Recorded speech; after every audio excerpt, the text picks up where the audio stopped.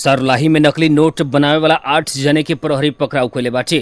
पकड़ाऊ पड़े वाला में सरलाही की गोड़ैथा नगर पालिका 12 के 32 वर्षीय जनार्दन सिंह, रौतहट के चंद्रपुर नगर पालिका स्थित नराई टोल के 37 वर्षीय सुख बहादुर राई, काठमांडू चंद्रगिरी 15 के 26 वर्षीय सौगात थापा मगर, उहे जगह के रहे वाला मनहरा नगर पालिका 6 के 47 वर्षीय विजय लामा, ललितपुर के ललितपुर महानगर पालिका कुपनडोल के 33 वर्षीय संजय राणा मगर, भक्तपुर के चांगू नारायण रहे वाला 37 वर्षीय अमीर खत्री, ऐसे ही 2 जने भारतीय नागरिक लोग भी रहल बाटे। जौना में भारत के सीतामढ़ी थाना बैरगिनिया ग्राम पंचायत पटंकी के पप्पू कहल जाए वाला राजीव ठाकुर आ मेयरगंज रहे वाला 40 वर्षीय सुबोध कुमार रहल बानी। उ लोग के प्रहरी सरलाही की गोड़ैथा नगर पालिका 12 मधुबनी गांव में नकली नोट बना रहल अवस्था में पकड़ाऊ कइले बाटे। उ लोग से उक्त ठाव स्थित एक सिंचाई के खातिर गाड़ल गई बोरिंग के खाली घर के कोठा भीतर बैठ के नकली नोट बना रहल कह के सूचना के आधार में खटल प्रहरी के टोली पकड़ाऊ कइल जिला प्रहरी कार्यालय सरलाही जनैले बाटे।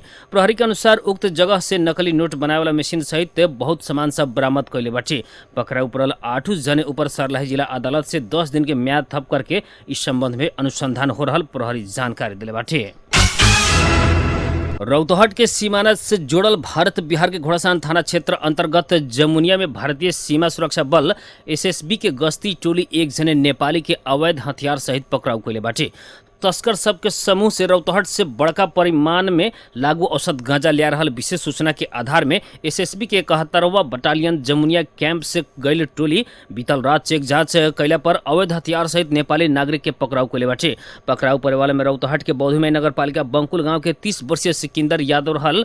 एसएसबी कैंप पिपरा कोठी के प्रमुख कमांडेंट प्रफुल्ल कुमार बतैले बानी। यादव कमर में लुका के राखल 1 थान नलकटुआ पिस्तौल आ ओमे लागे वाला 3 थान गोली बरामद भइल कमांडेंट कुमार जानकारी दिले बानी। पकड़ाऊ पड़ल यादव समेत के तस्कर गिरोह से नेपाल के विभिन्न जगह से लागू औषध गांजा भारतीय क्षेत्र में तस्करी के माध्यम से पहुंचावल कइल एसएसबी के दावी रहल बाटे। जिला प्रहरी कार्यालय रौतहट से भी यादव अवैध हथियार सहित भारतीय क्षेत्र में पकड़ाऊ पड़ल पुष्टि कइले बाटे। नारायणी अस्पताल बीरगंज से अभी 36 जने नया कर्मचारी भर्ना करे के तैयारी कैला में नेपाल सरकार स्वास्थ्य तथा जनसंख्या मंत्रालय से उक्त भर्ना प्रक्रिया में रोक लगैले बाटे। नारायणी अस्पताल के मेडिकल सुपरिटेंडेंट डॉक्टर इनामुल हक के नेतृत्व में ई प्रक्रिया आगे बढ़ावल गई रहे। डॉक्टर हक करार आ दैनिक जेलादारी में 5 जने मेडिकल ऑफिसर, 25 जने स्टाफ नर्स, 4 जने फार्मेसी सहायक आ 2 जने अनामी भर्ना करे खातिर सूचना जारी कैले रहनी। ई निर्णय से अस्पताल के स्वास्थ्य सेवा प्रणाली के थप मजबूत बनावे के अपेक्षा कल गेल रहे। साथ ही भर्ना प्रक्रिया के शीघ्र अपारदर्शी बनावे के आशा कल गेल रहे। लेकिन स्वास्थ्य तथा जनसंख्या मंत्रालय से 2081 भादो 16 गते नारायणी अस्पताल के पत्रचार करत नया कर्मचारी भर्ना प्रक्रिया के स्थगित करेला निर्देशन दिले बाटे। मंत्रालय के निर्णय अनुसार दूसरका निर्देशन न भइला तक के खातिर भर्ना प्रक्रिया के रोक लगावल गइल बाटे आ इस संबंध में मंत्रालय में जानकारी करावेला निर्देशन दिहल गइल बाटे। स्वास्थ्य तथा जनसंख्या मंत्रालय के सचिव स्तर के निर्णय अनुसार शाखा अधिकृत शिव कुमार निरौला इस सूचना अस्पताल के भेजले बानी। इन निर्णय से अस्पताल के सेवा प्रवाह में कुछ समय के खातिर प्रभाव पड़े के अनुमान भी कइल गेल बाटे। जिला प्रशासन कार्यालय 12 तीज पर्व के अवसर में होखे वाला अनावश्यक तड़क भड़क आ फजूल खर्च नियंत्रण करेला कड़ा कदम उठैले बाटे। काल प्रशासन से जारी कल गेल सूचना में तीज पर्व के अवसर में भड़कीला तथा खर्चीला कार्यक्रम न करेला आ न करावेला आग्रह करत ऐसन गतिविधि सब में संलग्न भइला में कानूनी कार्रवाई होके के चेतावनी दियल गइल बाटे। सहायक प्रमुख जिला अधिकारी छवि रमन भट्टराई से जारी कल गेल सूचना में तीज पर्व के सादगीपूर्ण तरीका से मनावेला सभे में राजनीतिक दल, नागरिक समाज, पेशागत संघ संस्था, सुधारकर्मी, महिला संजाल आ जिलावासी सब से आग्रह कल गेल बाटे। सूचना में तीज पर्व के मौलिकता कायम राखत एकर सांस्कृतिक महत्व के संरक्षण कैले सभे के जिम्मेवारी भइल उल्लेख कल गेल बाटे। हरितालिका तीज से नेपाली महिला सब के एक महत्वपूर्ण सनातन संस्कृति पर्व के रूप में मनावत आयल बाटे लोग। ई पर्व में भगवान शिव पार्वती के पूजा करत महिला सब अपन अपन सौभाग्य, परिवार के सुख स्वास्थ्य आ दीर्घायु के खातिर उपवास रहे के परंपरा रहल बाटे। लेकिन पिछला दिन सब में तीज पर्व के नाम में होखे वाला अनावश्यक तड़क भड़क आ खर्चीला कार्यक्रम सब बढ़त गईल कहत प्रशासन ओमे कड़ा निगरानी करे के आ उल्लंघन करे वाला में कार्रवाई होके के चेतावनी दिहल गइल बाटे। अब से तीज पर्व के नाम में होखे वाला कोनो भी अनावश्यक तड़क भड़क आ खर्चीला कार्यक्रम सबके आयोजना में प्रतिबंध लगावल गइल आ उल्लंघन कैला में कानूनी कार्रवाई कैल जाई बतावल गइल बाटे। सहकारी विभाग देश भर के सहकारी किसान बचतकर्ता के विवरण संकलन के खातिर तीनों तरह के नियामक के निर्देशन दिले बाटे। विभाग से एक हफ्ता पहले दिहल निर्देशन बमोजिम ऐसन विवरण 3 तरह के नियामक के 15 दिन भीतर बुझावे के समय सीमा दिहल जनावल गइल बाटे। अभी विभाग संगे कितना छोट बचतकर्ता समस्या में बा के यकीन विवरण न भइला से बचत फिरता के पहल करेला असहज भइल बाटे। सरकार के चालू आर्थिक वर्ष के बजट में भी सहकारी संचालक के एक घर के संपत्ति बेच के भइला पर भी 5 लाख से कम बचत फिरता करे के उल्लेख बाटे।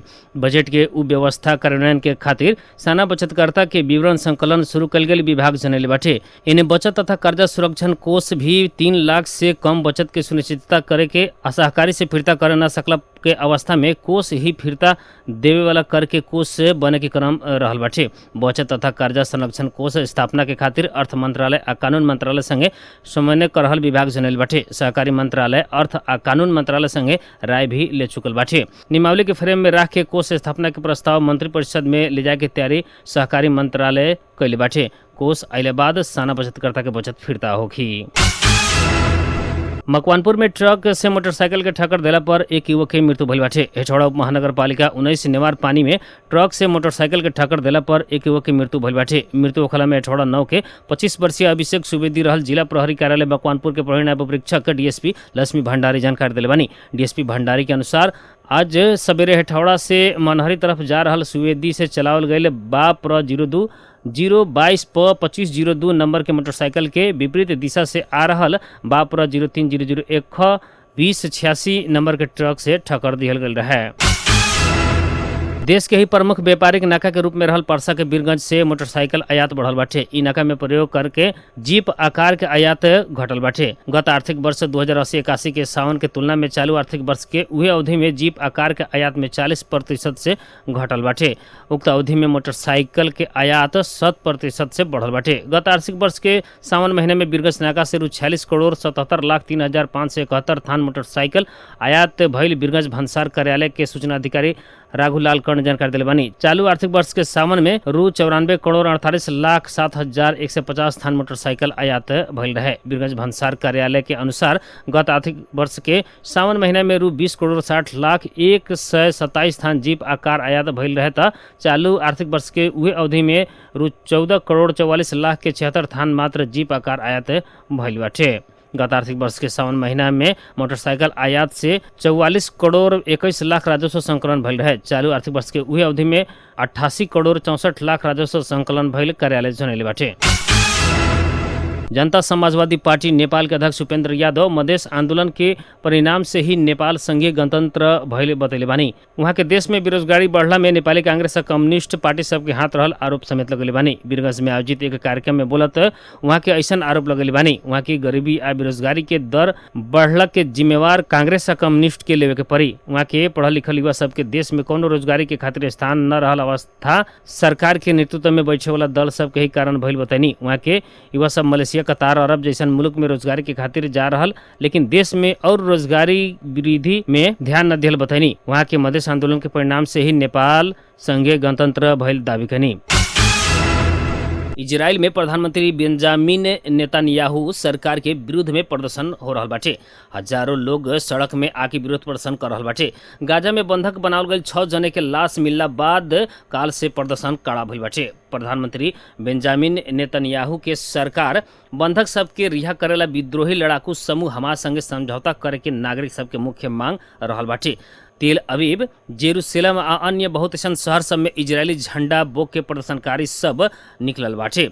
काल शांतिपूर्ण रूप में आंदोलन शुरू भैला पर भी प्रदर्शन कड़ा भैला पर तेल अवीव के प्रमुख राजमार्ग सब अवरुद्ध भइल बीबीसी जनैले बाटे। प्रधानमंत्री नेतन्याहू आ उनकर सरकार बंधक सब के रिहाई के खातिर हमास संगे समझौता करेला पहल न कैल आरोप प्रदर्शनकारी के रहल बाटे। बीतल वर्ष अक्टूबर 7 तारीख में इजराइल में हमास आक्रमण कैले बाद गाजा में 100 लोग के बंधक बनावल गए रहे। ये बीच इजराइल के ट्रेड यूनियन हमास संगे के समझौता के खातिर सरकार के दबाव देवेला कहत आज देशव्यापी हड़ताल कैले बाटे।